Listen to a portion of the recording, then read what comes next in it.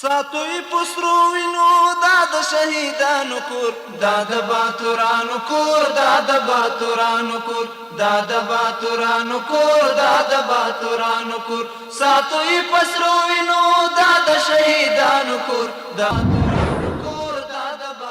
Good evening. Today is Monday, December 9, 2024. I'm Suleiman Talash and you are watching RTA News.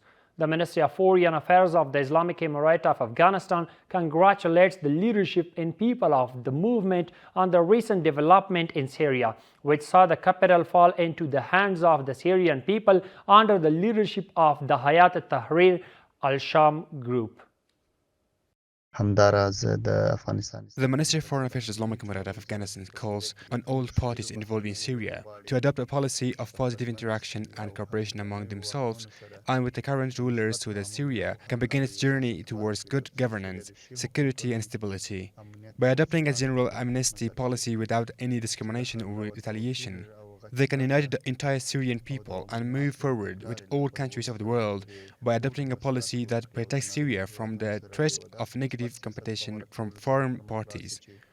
We hope that the process of transferring power will proceed in such a way that, as a result, the foundation of stone of an independent and serving Islamic government will be laid by all the aspirations of the Syrian people. We hope that the remaining stages of the revolution will be managed in such a way that they will have a peaceful, united and stable government.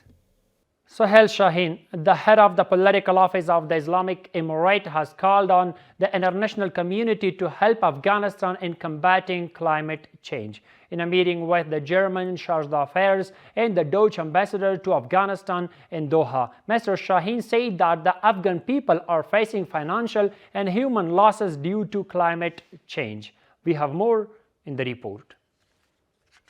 Sohail Shaheen, head of the political office of the Islamic Emirate in Doha, met with senior diplomats from Germany and the Netherlands for Afghanistan and discussed humanitarian aid, education and climate change in Afghanistan.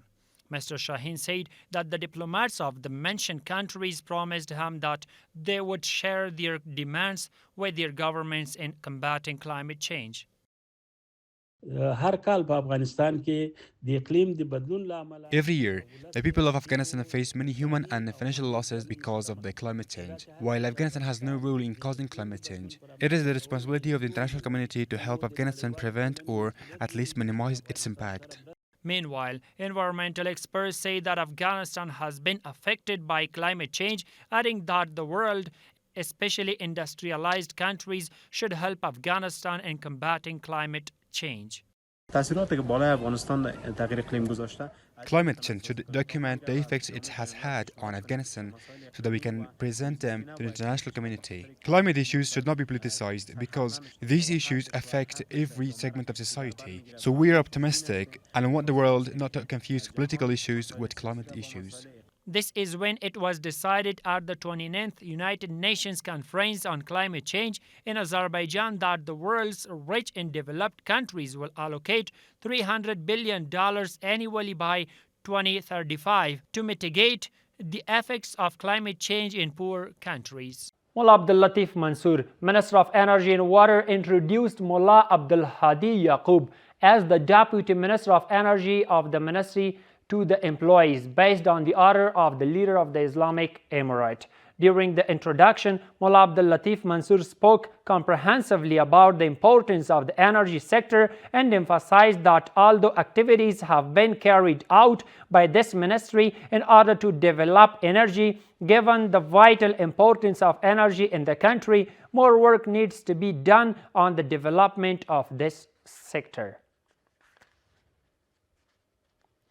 Maulavi Nur Jalal Jalali, the Minister of Public Health, met with the head of the World Health Organization in Afghanistan, the representative of the World Bank, the head of the UNFPA, and UNICEF officials in the field of health.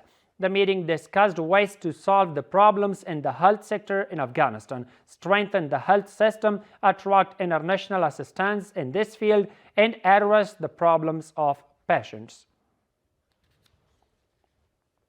Education Minister Maulavi Habibullah Agha visited Helmand province to review the education situation. The Minister of Education says that Maulavi Habibullah Agha while meeting with the teachers and local officials, assured them of building new schools, repairing damaged schools, and solving the problems of shortage of professional teachers in the province.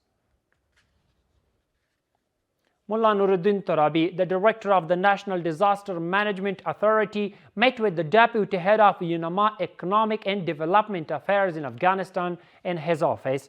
While welcoming the visiting delegation, Mr. Turabi said that UNAMA has always cooperated with Afghans in humanitarian and technical assistance, for which we are especially grateful, and emphasized cooperation in the future. In addition, bilateral cooperations in the field of humanitarian assistance, management in the field of disasters, public awareness of dangers of mines, and mine clearance were discussed. The deputy head of UNAMA Economic and Development Affairs in Afghanistan, while thanking the director of the National Disaster Management Authority, said that the authority has always cooperated with them in natural and unnatural disasters, and what are we doing to remain a partner with this agency.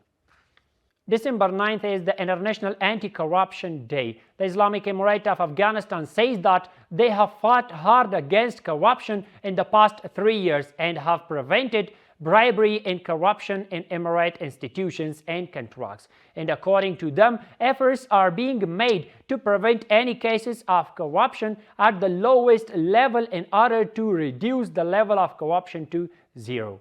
Let's see more in the report. December 9th coincides with the International Anti-Corruption Day. Maulavi Hamdullah Fitrat, the deputy spokesperson of the Islamic Emirate, says that the Islamic Emirate has fought against corruption extensively in the past 3 years, and the level of corruption in Emirate institutions has decreased, and they are trying to reduce the level of corruption to zero. The Islamic Emirate is determined to eradicate the phenomenon of corruption, and a comprehensive fight against corruption is underway until we reduce the level of corruption to zero. Theft and the plunder of the state, and on the other hand, the distribution of positions in exchange for money, and corruption in contracts, all of these were the bad legacies of the previous government that are now being revealed. Several traders and industrialists say that with the arrival of the Islamic Emirate, the level of corruption in Emirate institutions and customs has decreased to zero, which has prevented investors from fleeing the country and has led many Afghans to repatriate their capital from abroad. With the arrival of the Islamic Emirate and a serious fight against corruption in the administrations and the major reforms that took place in the customs, 50% of our factories that had been stopped in the Republic due to the corruption and customs problems were deactivated in the Islamic Emirate. With the advent of Islamic Emirate, administrative corruption has become zero. The problems that exist in the institutions have been resolved, and we have entered in a new phase. At the same time, a resident of Kabul also says that with the arrival of the Islamic Emirate, corruption in Emirate institutions have been eliminated, saying that the government should intensify its fight against it. With the advent of Islamic Emirate, corruption was prevented. Alhamdulillah, administrative corruption has decreased a lot since then, but we still ask the authorities to try harder.